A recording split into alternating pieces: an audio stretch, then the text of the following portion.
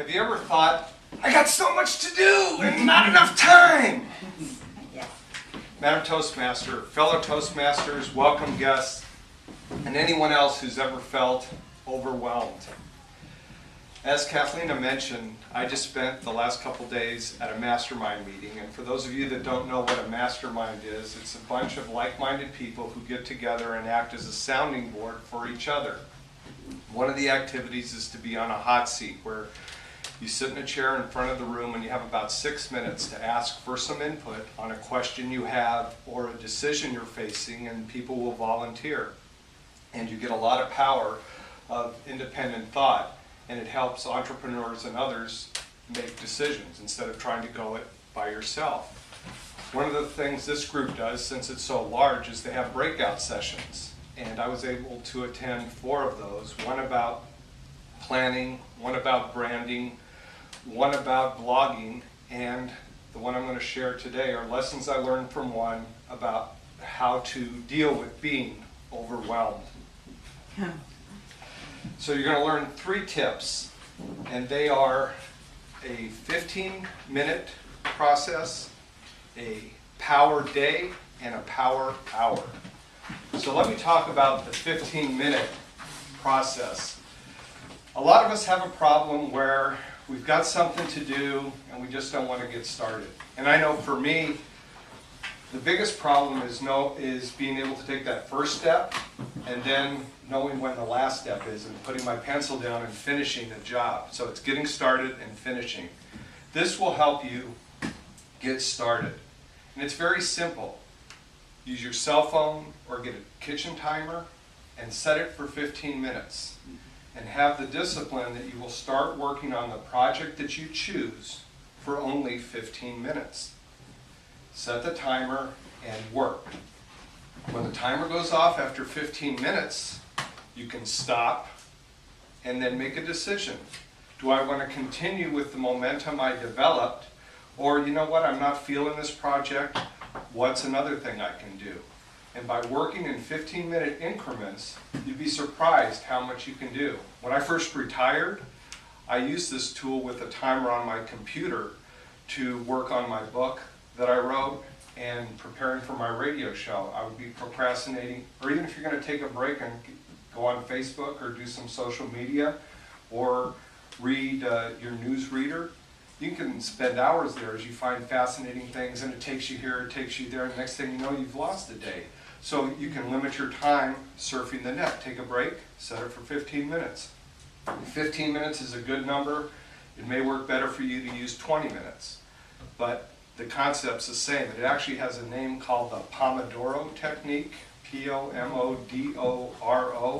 That's where I found out about it, and then the facilitator of this event, Deanne Marie, she shared it with the group as the first tool to use. So that's the 15-minute approach to getting work done. The second approach is one that I had never thought of before, and it's very, very powerful. It's called the power day. And that's where you take your day and you commit a chunk of time. For purposes of this example, let's say 8 hours. And you break it up into 8 one-hour chunks where you will work for 45 to 50 minutes and then take a 10 to 15 minute break to get up, get something to drink, use the bathroom, check your phone messages if something had come up during the period. Let's say your phone rings. Ignore it until that break time. If it's an emergency, deal with it. If not, handle it after you perform your power day. Before you start the day, pick what 8 projects you want to work on. One thing she recommended was don't let all of them be at the computer, especially one after the other. If some involve getting up, walking around, maybe it's organizing some paperwork that you can do standing up, mix sitting down with standing up. And even if you don't, in that 10-minute break, get up, walk around, get some water, refresh yourself, recharge. And you'd be surprised how much you can get done. When I first retired, I tried to use a variation of this. I set times like I was in school, and I said, okay, I'm going to have an hour-and-a-half class Thursday morning and Thursday afternoon, and Tuesday morning and afternoon, and 1 hour classes Monday, Wednesday, Friday. But I didn't stick to that. You may ask, well, how often should you use this? She recommends just doing it once a month. So you'll be able to get a lot done on one particular day.